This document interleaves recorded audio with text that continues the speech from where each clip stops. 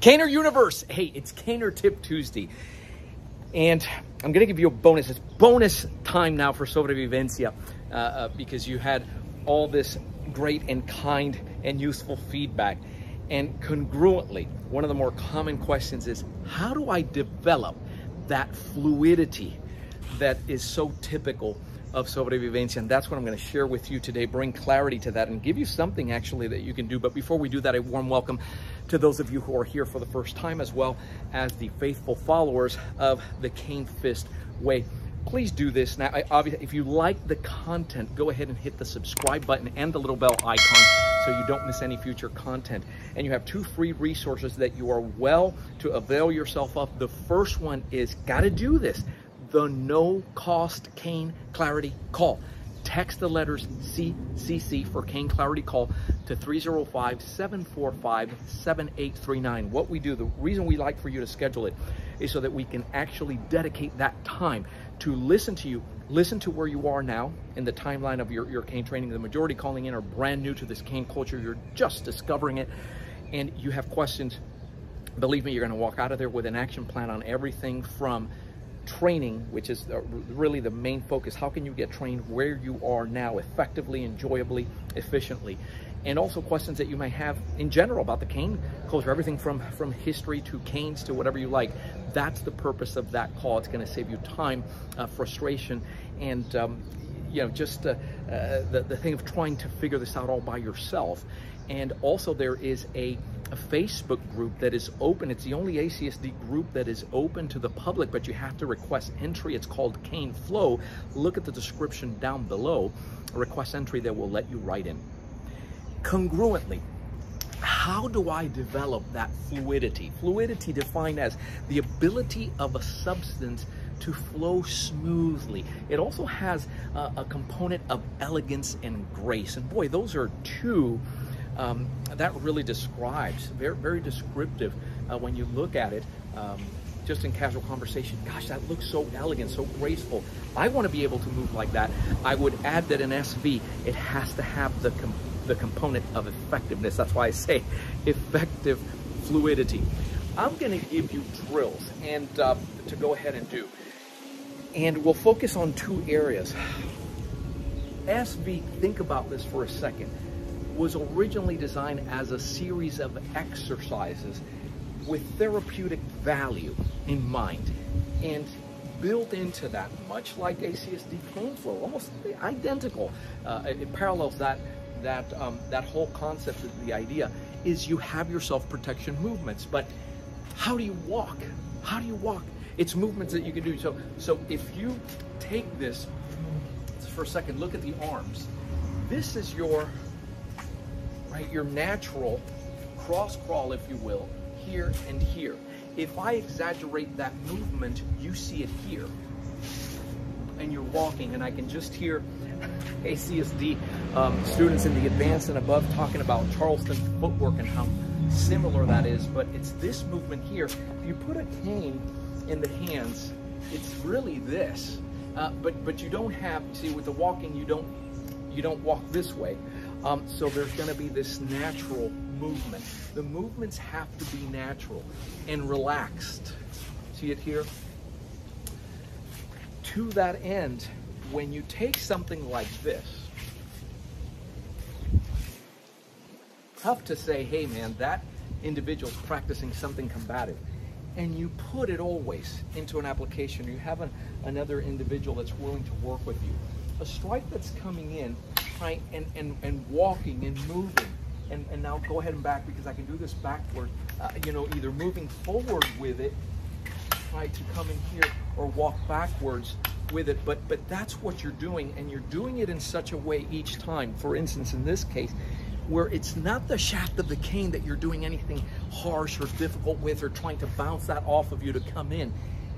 In the movement, in the defense, wherever it is, there is the counter to it. Now, how do you count this? It's already there.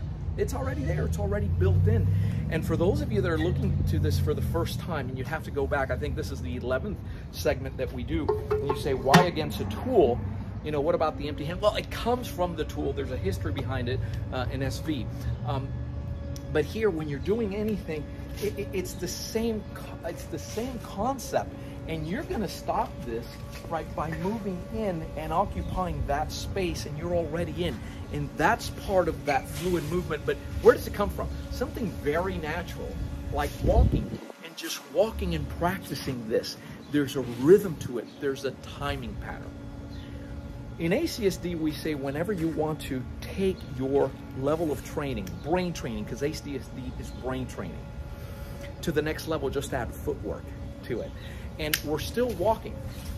We're going to add another component to that you can work on, and that is the concept now of walking here this way, but you're still my point of focus. The camera is still my point of focus. Second level, advanced in ACSD in the core curriculum.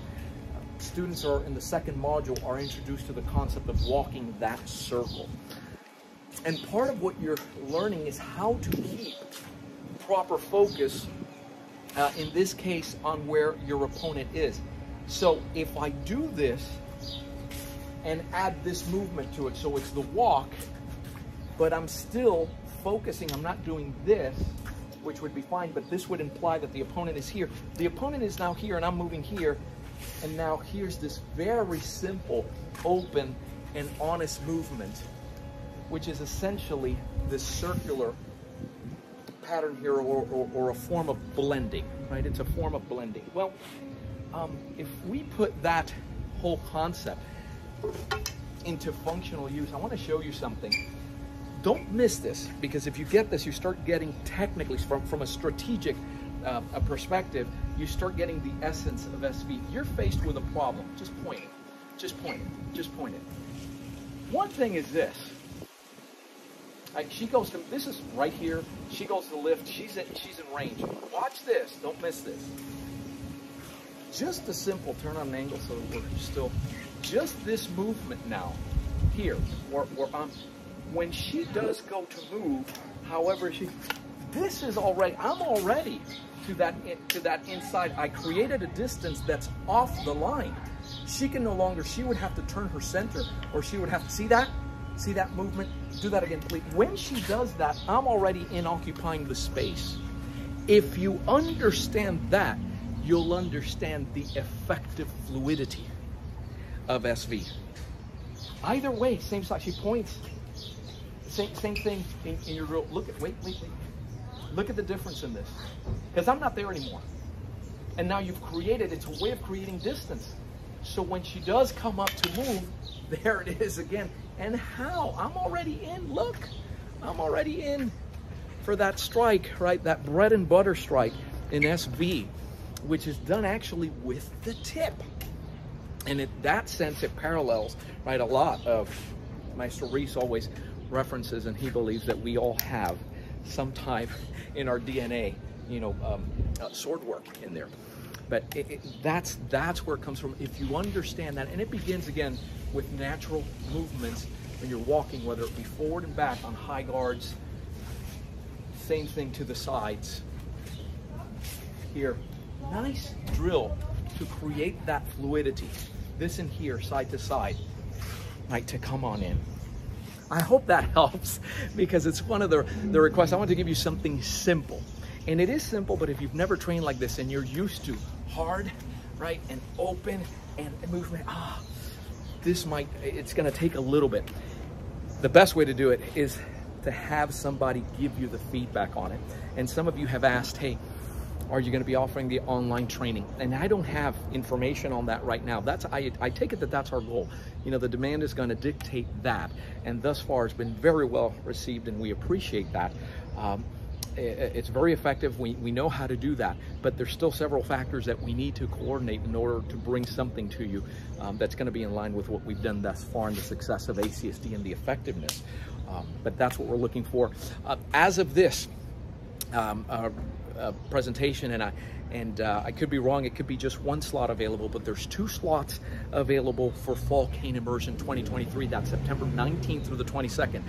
That's the best way, really, to immerse yourself in what SV is all about, because you're going to get it directly with the founder. Maestro Ruiz is going to be doing that, and you have 2 bonus trainings with Grandmaster Bram Frank, who's going to be doing the Crimp 2 training there. I'll be doing some cane flow mastery drills, and we're excited about it.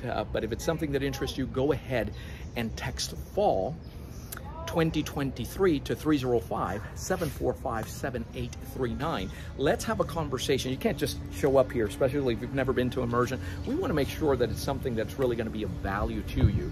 And regardless if you're not coming down, but first thing you want to do is that cane clarity call. Again, that's text the letter CCC to 305-745-7839. I hope that this was productive for you. We're likely going to be moving on to the next season and topic with our Caner Tip Tuesday, but go back, and we've enjoyed it. I hope you've enjoyed it. I do appreciate your kind feedback. I'm Joe Robaina for American Cane Self-Defense and Sobrevivencia. Thanks for watching.